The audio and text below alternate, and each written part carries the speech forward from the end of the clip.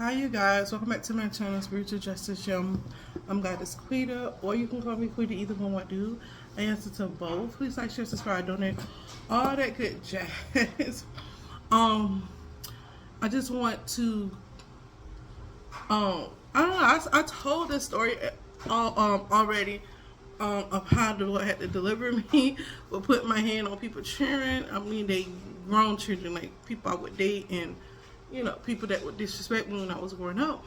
And I don't understand why this story, well, I do understand why. I had a conversation with, I think her name was Delilah at my job at UCP.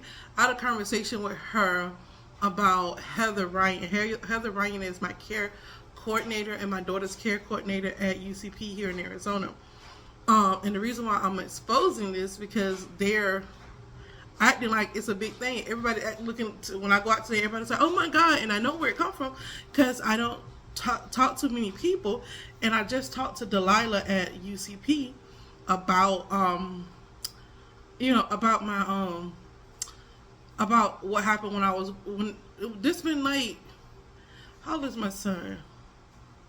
This has been like almost 13, 14 years ago that I had this altercation with my baby daddy, that I went through the abusive cycle, a cycle of abuse. And I have blatantly told y'all, I have walked y'all through what I've been through, and everybody's like, "Oh my God, she's so scared of her baby daddy."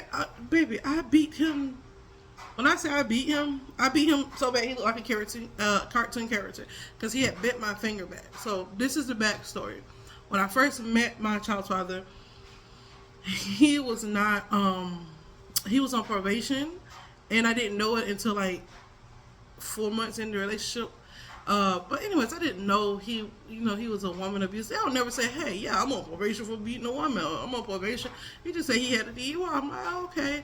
I said, "So you can't drive?" So his license was suspended. So I'm like, "Okay." So he, it wasn't a big thing because it was just a DUI.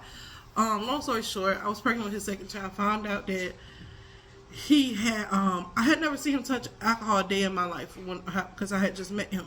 And I had been with him almost 3 years. And, I had never seen him touch alcohol. I had never seen him drink any liquor, anything. So I'm like, "Oh, okay, this situation really made him want to change, And I told him, we was young. I didn't have a car. He didn't have a car. So it wasn't like, it wasn't like we were, he was driving or he had a vehicle to drive. So long story short, we'll do.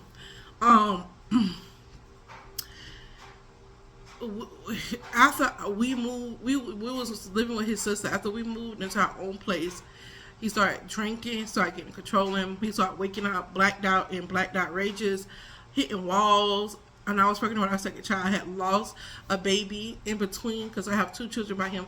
I had lost a baby before the last child I had with him, and I had lost that baby due to stress. I used to work double shifts. I used to work a lot, and then he thought I was cheating. And it was some girl who liked it, both of us. She wanted to have a threesome with both of us, and I'm like, "I don't like girls, and I don't want you to touch me."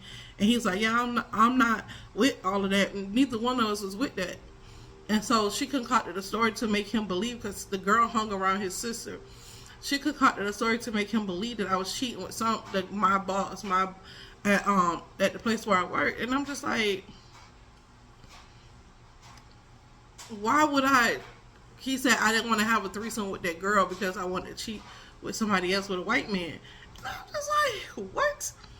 It was crazy because I used to work double shift, and my boss at that time used to come around just to freak with me, just like, and then I'm sleeping with him. Like, he was, how you have a boss that come around and check everything you do, even if it's right, they'll make you redo it.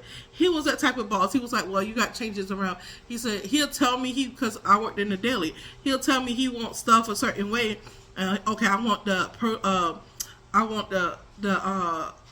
the expiration label facing this way, and then he see that I do it is nice, and I'm just walking around the store. I don't have much to do, but I'm keeping busy. I'm washing stuff, doing stuff that don't really have to be done, but I'm doing it. Just little stuff, just to you have to stay busy while you're on the clock. So he came back and told me to read you. He said, no, you did it the wrong way. I told you to do it the other way. I almost called him the guy name. But I said, you know, you told me to do it this way. And he was like, Shaquita. I was like, yes. He's like, can you just... So I was just like, okay, he's an asshole. And I wasn't the only one. Other people that I worked in the deli with, they was like, yeah, he's an asshole. Nobody really liked him.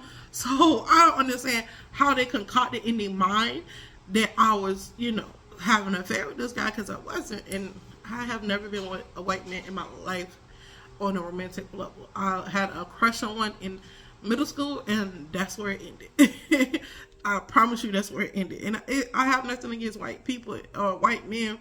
It's just not my preference. I learned that it's not my preference. That's it. So, long story short, yeah. She told him, she got in his head, told him that I was sleeping with this guy. I don't understand why y'all like, oh my God. Like, I guess because it's the people in the Epstein files got exposed, and they think like I manifest that. I'm all for it being released, but I don't even care if you do think I manifest it, whatever. But so they was embarrassed, so they trying to embarrass me. But my story can never be embarrassment, because I was in a cycle of abuse that I survived, and I went with that. When I first got with this guy, I told him, I said, I've been abused. My mom died when I was young. My grandma got custody of me, and my granddaddy. After my granddaddy died, I was abused. I'm very vocal about the things I go through. It doesn't make me hurt me or anything. Somebody think I'm in pain because other people know where I'm at, because my child's father know where I'm at. My kids are grown now. The ones that I had by him are grown. So, like, if he tried anything, like, I'm not scared of him. They lift weight. They in the gym. They'll beat his. No, they can whoop his. They can defend themselves now. Like, I'm not scared. And so Delilah at UCP, I guess she spread this around, or somebody was in the room when she was talking, or she had me on three-way when I was talking on the phone with her. But one thing about me, I have nothing to hide. And like I told her, that was so long ago, but when I did move here to Arizona, I wasn't trying to stay in Arizona. I broke down in Arizona. I was trying to move to another state, and it didn't work out. So I ended up traveling to see what state that I really wanted to stay in. And I ended up here. And people act like I'm like, oh, I'm running for somebody. I was never scared of him. Like, the police report, he called the police on me, and the police was like, I don't care if she defended herself. He was like, she beat me so bad. You see my eyes? I beat him so bad. I had black eye, I beat him so bad. I beat him, like, and I told him I was abused as a teenager. I don't want a partner who puts their hands on me. And the reason why he had put his hands on me, because he got caught cheating, because we used to answer each other's phones. So it's like, and throughout our relationship, we had nothing to hide. And all of a sudden, she calls his phone. So I'm like, who is this? She said, who is this? I'm like, I'm such and such girlfriend. She was like, well, I'm his girlfriend too. I was like, okay, well, he don't got no job. He got fired on his day off because he showed up to work drunk. You want to come get him in his things? And he has one son, and make sure you set some funds aside for his son. Point blank, like that. I don't play with men. I don't play with men. I don't play that game. I don't play that cheating stuff. I don't play that back and forth stuff. I don't play none of that. So, especially back then, I was harsher back then than I am now. Now I just say to myself, because a lot of men, they got issues. Everybody got issues they need to work on. And I have to vet you. Yeah, y'all get it. Anyways, so back then I didn't play about that. And I told her, I said, you can come get him. He got mad because I told her to come get him. He said, ooh, you just gonna give me away? Yeah. Like, you gave yourself away. Like, you didn't want to be kept. Like, my motto, if you don't want to be kept, then I'm not gonna keep you. I don't keep no ninja that don't want to be kept. Like, that's on you. Like, there's more people out here men who out here who's willing to give me what I want, who's willing to meet me halfway. And people be so stuck on looks. One thing I'm not is stuck on looks. I don't care how cute you think you are as a man, or I care about your personality, how you treat me, and how you handle your responsibilities as a man. Are you taking care of your other kids? Do you have other kids? Things of that nature. All the other stuff is for the birds. Like, you being cute, you being fine, that's nice and all. That's nice. I was never the chick that, oh, he's so fine. I'm like, oh, he fine, but my thing is he good? Do he, beat on women? Or like, I'll be trying to figure that out before I get into it. So I was never big on, I'm not never big on looks. Never. I've never been big on this. I like ugly men, as long as you're a man. As long as you're a man. Like, I don't want nobody, you know. And that's how that's been my whole thing. So, long story short, I guess Delilah had it going around in Tucson that I did such and such, such and such. Oh, I'm scared of my child's father. I really don't care. I just want to, like, I've been told y'all this story. I've been told this testimony. This is nothing new. I don't understand how y'all don't see. Like, y'all so invested into what Sean is doing and what he's manifested. I guess he manifested this, and I get it. I mean, it makes sense, but I don't. It doesn't matter to me that y'all think that, but it's just like crazy. If somebody's gonna tell my story, I'm gonna tell it, and if I have to tell it again to get some straightening out of it, I will. My kids that I had by my child's father, they are grown. They be in the gym. They can whoop his butt. And that's what I love for the safety of my kids. Not because I'm scared of him, because I don't put my hands on him. I know how to, I know how to do him. But I shouldn't have to do that. And that's why I told y'all the Lord had to deliver me for putting my hand on people, grown children that disrespected me. And it was self-defense, but why do I have to be in a relationship that I have to be in self-defense mode? That's not fair to me. That's not fair to my kids. And I always tell my kids, promise God that I wasn't going to put my hand on nobody else's children. And that way, just physically fighting, I wasn't going to do that anymore. I don't feel good after I did it, and it doesn't make me feel good. Don't make me feel powerful. Yeah, people be like, it doesn't make me feel good. It's like I had to harm you for you to respect me. That's sad. I feel like that's sad. And so, I'm just gonna finish telling you guys the story. I was trying to leave him. I had my car pad because we shared the same car at the same. So, I was the primary leaser, and he was, the co-signer. So we shared his car. I was trying to pack the car up with our things. Well, I did pack the car up with our things, and then because I had got off work, I'm like, okay, I'm just gonna get me a hotel. I'm gonna just, go do that and get away from him. So all my stuff is in there. I had to go pick up my son from daycare, but I hadn't got him yet. I think I ended up falling asleep because I was pregnant again. I didn't know I was pregnant again. I was pregnant again. And I got up. He had boarded me up in the room, boarded the window up in the room that I was in, put the keys in, put both our cell phones in the glove compartment, locked our car doors, threw the keys in the bushes, and then my neighbor knew we was having problems. She always knew it because my neighbor was my brother's friend, and his friend knew, like, my baby daddy. They didn't want me with him anyways because it was like, you so beautiful, he's so ugly, you can do better. And you know how people are when they're in your relationship, like they think like, no, you don't need him. And so they called the police. They was happy to call the police on him. So long story short, the police came there, and I'm boarded up in the room. They had to get me out the room. They had to unboard me up out the room. And then he told the police that I did it. And they was like, she's the one boarded up in the room. How can she do that? And they was like, why did you do that? And he was like, because she's trying to leave me. And I was trying to get the hell away. He's crazy. I'll get out. When he drinks, he's a different person. When he doesn't drink, that's a totally different person. It's too different. He's a sweetheart when he doesn't drink. I didn't know that. When I met him, I hadn't seen him touch one app, nothing. And that's just what it was. So at this particular time, that's what happened. And she act like this happened when, you understand, my oldest son was like 2 years old at the time. My son is 19, gonna be 20. This is years ago. This lady is crazy. And he did have, it's an incident where he came to the house and he took my kid from the house, because we shared custody. He always promised me I never drive the kids drunk. I will never do that. And we had a good co-parenting situation where he didn't do that. And then one day he decided that he wanted to do that. So that's the reason. It's part of the reason why I love Florida, because I don't want my kids in danger by nobody. Not even me. If I was a bad parent, I shouldn't have my kids. I'm a firm believer in that, but I'm not a bad parent. So he came to the house, and this is when my son was like, what, 9, 10, 11 years old? I think it was like 10. It could have been a little older than younger. I don't know. It was around that time. And so he decided he wants to take our son, and he's drunk. And the police pulled him over. He was like 5 times the legal limit.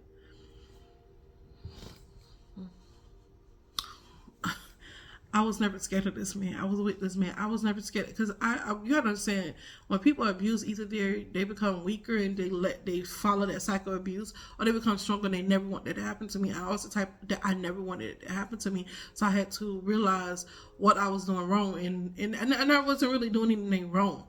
The whole people always think they did something wrong by choosing the wrong person, but you can only go on what somebody presents to you. And once I knew that people put on masks and they fake it, that's when I learned you just have to learn to, like, wait, this is the time to get out. I can get out right now. The cycles of abuse don't have to keep going and keep going on. And I did. I had got in another relationship where a guy had put his hands on me, and I didn't put my hands back on him. I could have. I mean, when I'm mad, especially that type of mad, you put your hands on me and I'm already raised, I really have super strength. So I don't like that when I get like that. So I tell him, I say, I practice safe hands. And you gotta go. He had to go. He left. Got his stuff and he left. I called my people. They got him up out of there and he left. And I never went back. I love the guy dearly, but I love my kids more. I love my life more. And it's just that simple. I don't know why other women stay in there and they, well, I'm not weak. I guess because I understand the cycles of abuse from being abused as a teenager by my own people, by my own kin, by my own blood, my own bloodline. Like, so... And me staying in the cycle, I already figured out that's not what I wanted for my life. I had already figured it out. So I guess it was easier for me to leave because I didn't like being abused when I was younger as a teenager. So of course, in my relationships, my personal relationships, in my romantic relationships, I don't want to be abused. And I already had figured that out. And so I did pick my first partner did abuse me too, tried to put his hands on me and this and that. I rose up, I beat his ass too. I don't understand why you hit me and I did nothing to you. I'm gonna hit you back. I'm hitting you back because you shouldn't have hit me. And so I hit him back.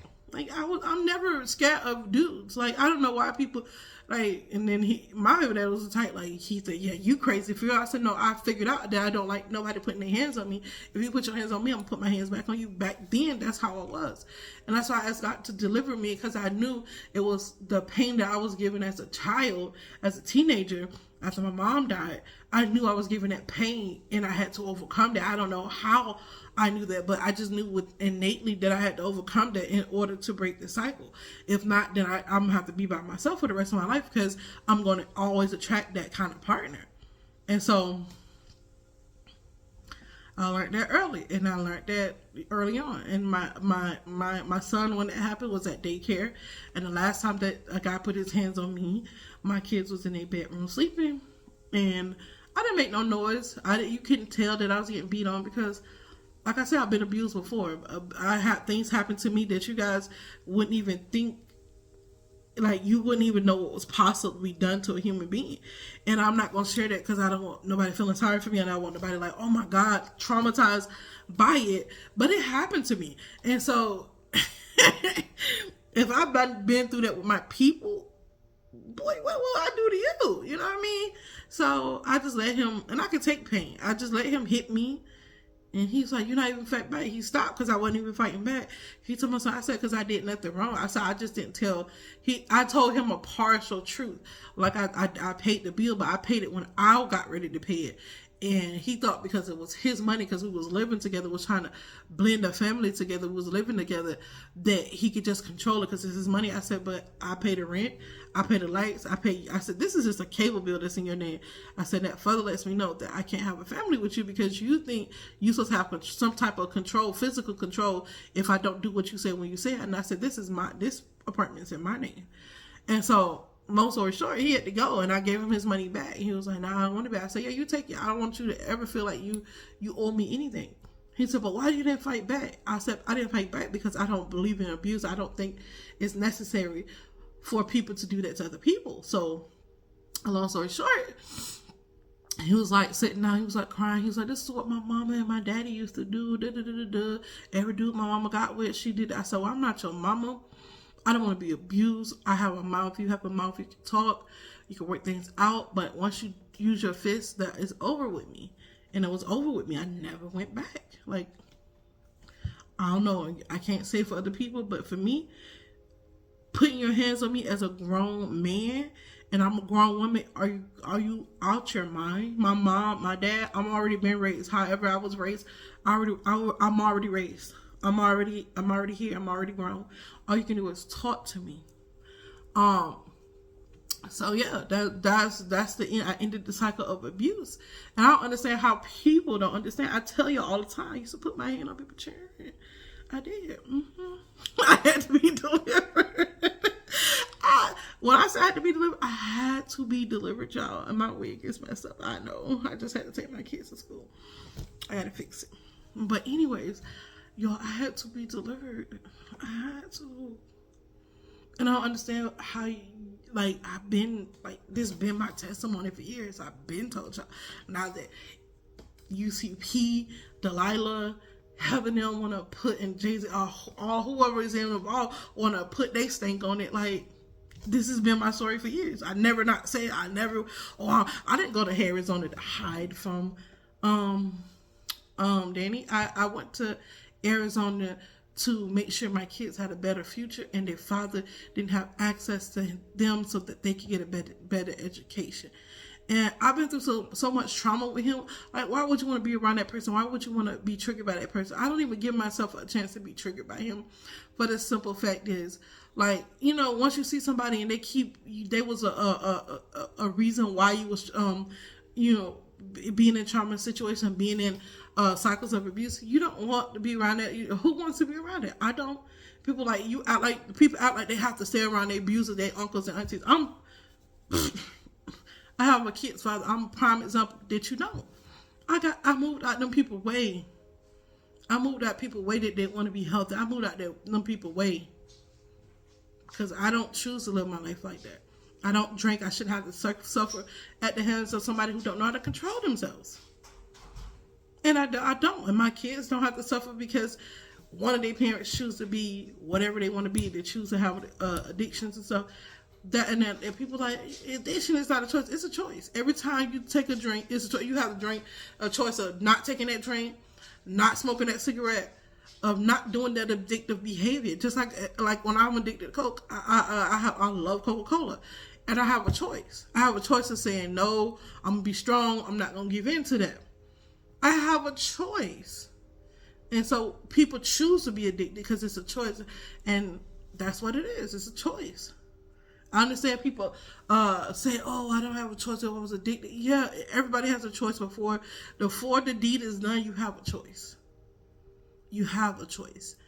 So I choose not to have addictive behaviors. I can have addictive behaviors. I can be weak and feed my weaker self, but I don't do that. Sometimes I do have a Coke here and there, but I don't do it excessively. I don't make it where if I ever get my hand on another soda that I'm go crazy. Just, you know, you just have this moderation. You have to be balanced. That's why I say the Holy Spirit, God like his people balance. They like their people balance. She like her people balance. Balance is the key to everything. That's why it's good in the world, it's bad in the world, but it's a balance. It's not supposed to be overpowering. Like Jeffrey Epstein, that's too much evil. That's too much overpowering. That's too much. And these people are trying to spin my story. I'm going to tell my story and let you guys know. I moved for the safety of my kids, not because I'm scared of my child's father. I moved because I don't want him to have access to the children that he was trying to destroy. Yeah. And now my kids have bright futures. My son is already off doing his thing. He's already off in his career. 19. No hesitation, no time. Yeah. If they was around that had to be going through counseling, continue to heal from cycles of abuse, why would I put my kids through that? Like, why? when I had the choice, when I got the money to move, I moved. I put my kids in a better situation. And that's what mothers do. We make hard choices to protect our children. Once you lay down and have a baby, no matter how much you have a love of man or whatever, your kids come first. And my kids came first. They told me, you either leave him or we take your kids. But if you stay with him, you can have him, but you're not going to have your kids. And I was like, no, I want my kids. I was trying to leave before. He wouldn't let me leave. It's documented. I wanted to leave. I was trying to go before they even said that. He prevented me from leaving. Yeah. So if somebody, I don't understand why it's so, because I didn't go in the car or say anything. I just noticed, and yesterday I had a conversation with Delilah at UCP, and that's where I work for. I work for UCP. And Heather she goes around and, talk about my business too. And Heather Ryan is my child's care coordinator. She's my child's care coordinator and point of access. And so these people, they're like social workers. And I work with my daughter daily, and they just are always trying to, anybody that ever have to utilize DDD here in Arizona. When I first moved here, I heard horror stories. So I'm not shocked about what Delilah did. I'm not shocked about what Heather did. They act like I'm shocked. I'm not. I did my part, and that's what people don't understand. I did my part. I won't say I played my part. I was who I was supposed to be, and I'm going to continue to be who I am about everything that I do. And whether I choose to stay, or whether I choose to go, it's up to me. And she was just really trying to convince me to stay. And she didn't really want me to stay. She didn't care about me staying. She really wanted to know about my story with my child's father. If they was watching me as hard as they was, and they would have been them. Because I've been told you, I put my hand on people's children, had to be delivered. Been told y'all that was an abusive situation. Been told y'all that. I walked through the testimony just like I'm walking through it now. I walked through it before, and y'all, oh my God, I've been, and people think I left Florida because of him. That wasn't just because of him. He had did that 2 years before I left. He had did that 2 years prior. So why wasn't the police talking about domestic violence? Why wasn't the police trying to help me move? Why they didn't even do none of that? They didn't even try to help me move or nothing. All they did was lock him up, and he stayed away from my house. And he went to Georgia. If that was the case, why didn't they been? Oh, she's in domestic violence. Oh, he did. They didn't even offer me no help. They just said if he show up again, we're gonna come arrest him again. That's what happened. They act like I was so scared. Oh my gosh, I left 2 years later. The police say he come again, they're gonna pick him up again and lock him up again. So he moved to Georgia, and he dodged the case for 2-3 years, and they just caught back up with him. Y'all act like this is rocket scientists. That's what everybody act like they care when they find out, but at the moment when it was time to care, nobody really cared. They just gonna lock him up again, which is fine with me. And I kept my kids away from him, which is fine. But I was never scared of him. And he can attest to that. Yo, she put her hands on. I did. I beat him. He looked like a cartoon character when I got done with him. I blocked out. He bent my fingers back, and I beat him like a puppet. I'm not saying that you should be violent towards someone, but that was self-defense. Why did you pull my hand back? Because you cheated on me, and I told a girl to come pick you up. Come get him. He got fired on his day off because he showed up to the job drunk. Come get his ass. He has a son, and he cheated on a woman that tried to cheat with a woman that had 5 kids at the time. I had one child. No, I had 2 children, but I only had custody of my one son, and that was the son me and him shared. Because before him, I was married. I have a daughter. I have my oldest daughter. I had one child with him at that time.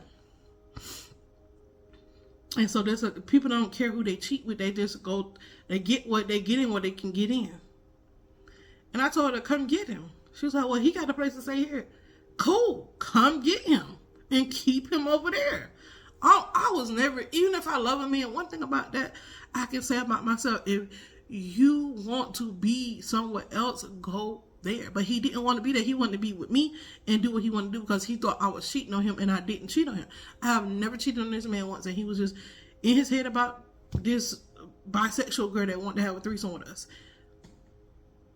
Ain't nothing I can do. I'm a person you stay with every day. You see me when I'm not at work, I'm in your face. He can believe the words that came out of my mouth. He don't need to be with me. You're insecure.